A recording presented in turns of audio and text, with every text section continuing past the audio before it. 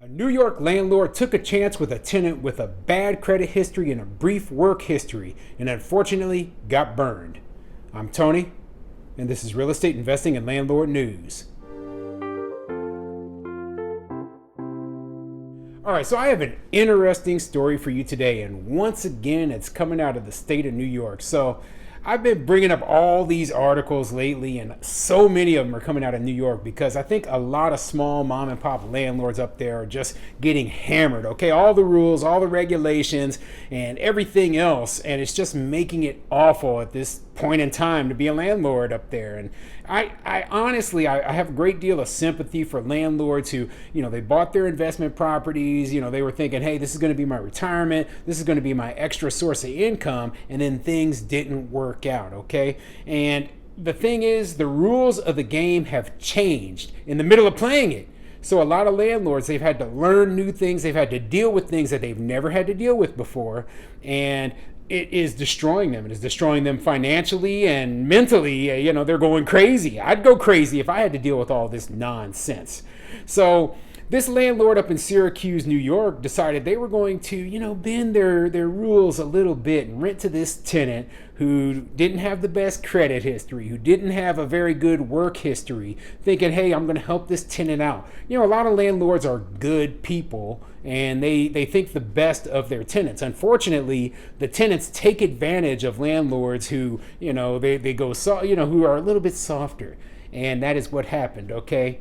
So, yeah, not a good situation, and I'll be going over the whole story. But before I get into the article, go ahead, hit the like and subscribe button, maybe leave a comment down below, and let me know what you think. What would you do? Would you rent to a tenant as a landlord who has a subpar work or credit history, who doesn't meet your rental criteria? I'll tell you what, right now, okay, the answer to that for me personally is no, okay? I do not break my criteria for a reason, because I've been burned before, and I don't want to deal with that nonsense. I've been burned on tenants who met my criteria. So why do you think I'm going to rent to a tenant with a bad credit history or a poor, work history or unverifiable employment? I'm not going to do it. I'm not going to do it. One story I like to tell is I had a potential tenant come up to me, apply, said, hey, I'm making $50,000 a year. And I was like, well, what do you do, right? And, on the application, he wrote that he was a, construction contractor, whatever, right? Well, construction contractor, to me, unverifiable employment. There's nobody I can call to say, hey, yeah, we're paying this guy this much money. This guy, he's an independent contractor. So I was like, hey, let me see the bank accounts, right? And the bank accounts, he didn't want to show them to me. So, hey, guess what? Instant rejection. I was like, you know what? I have to see that you are actually making the income that you claim to be making. Otherwise, you're just making up numbers, and you could be telling me anything. You could be unemployed. I wouldn't know. So I have to cover my own butt. I have to protect my investment. And I suggest that all landlords do the same. So anyway, this article is coming from Syracuse.com, and it says, opinion: not all landlords are negligent, and not all tenants are angels. Your letters. Yeah, and it's a letter to the editor from a landlord. So let's get into it. To the editor: I am very disappointed by the fact that you are only hearing and reading one side of the landlord-tenant story.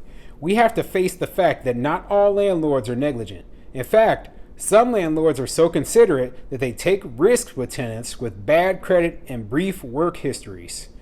I am a property manager for such a landlord. After 1 month, our tenant, to whom we decided to give the benefit of the doubt and actually help, decided to stop paying rent. Although she was gainfully employed, when I went to collect, she made it very clear to me that she has no intention of paying rent. And I actually disagree with the letter writer here. And they say some landlords are so... No. She says, we have to face the fact that not all landlords are negligent, right? Actually, almost no landlords are negligent. I'd say that 95 to 99% of landlords are doing everything they're supposed to be doing. They're maintaining their properties. They're, interacting with their tenants. They're treating their tenants fairly and with respect. They're not passing ridiculous, rules and regulations within their units.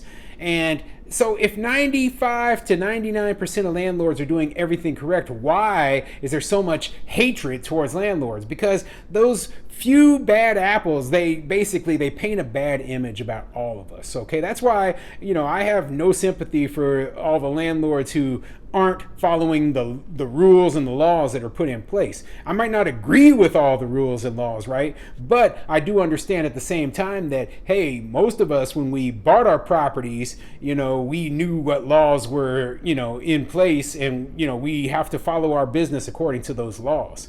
Now, I do have more sympathy for those landlords who, like I said, suddenly had the game changed on them in the middle of playing. Where they passed these new laws and new rules that made it much harder to operate your business. Okay, and now this is going into a quote from this tenant. I have been evicted in every state that I've lived in. I know my rights, and I do not have to pay rent, she screamed at me. Little did I know at that time that she was right. This woman has cost us close to $30,000 in repairs to the property that she has done intentionally, $20,000 in legal fees for us to attempt to evict her, no luck with this yet, and we're in our second year, and the men she chooses to live with her. We have to continue to pay for her heat while she leaves the windows open in the winter, her water bill while she leaves the water running just for fun, as well as $10,000 of damage to the septic system while she flushes down hand towels, spaghetti, and grease. So yeah, there we go right there. She's cost them $30,000 in repair. On top of that, she's not paying any rent. She's bringing in people to live with her who are not on the lease, who are causing trouble, and they cannot evict her, and they've been stuck with her for years at this point. I mean, this is ridiculous, but this is exactly what a lot of small mom and pop landlords are going through. Why do you think that so many landlords are getting completely out of the rental business? I know that if I lived in New York and I was, capable of selling my properties, I would. And it's not that I would stop investing because, I do like real estate. I just don't think it's worth investing in places where the tenant protections are so strong that, I can't get rid of a problem tenant like this one in this article, okay? She has done permanent damage to our property and threatened our lives. And she receives free legal representation who claim that she is a victim and poor, neither of which is true. I have lost faith in our legal system, in the ethics and morality of the attorneys that represent people like this, and unfortunately, in our city. I have loved the city of Syracuse and will now do anything I can to move far away to happily pay taxes in a county that cares. Jennifer Waters from Syracuse.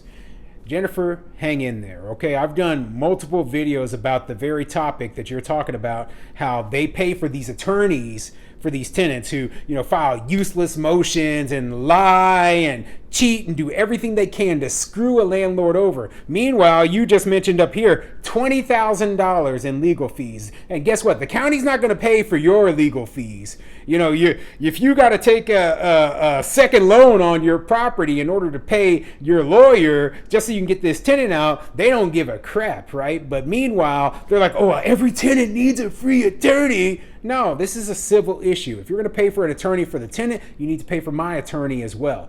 And you know what? It's ridiculous that they're even giving free attorneys out. I absolutely hate those laws. There is nothing to fight here, especially if this tenant is not paying rent. I mean, what is the argument?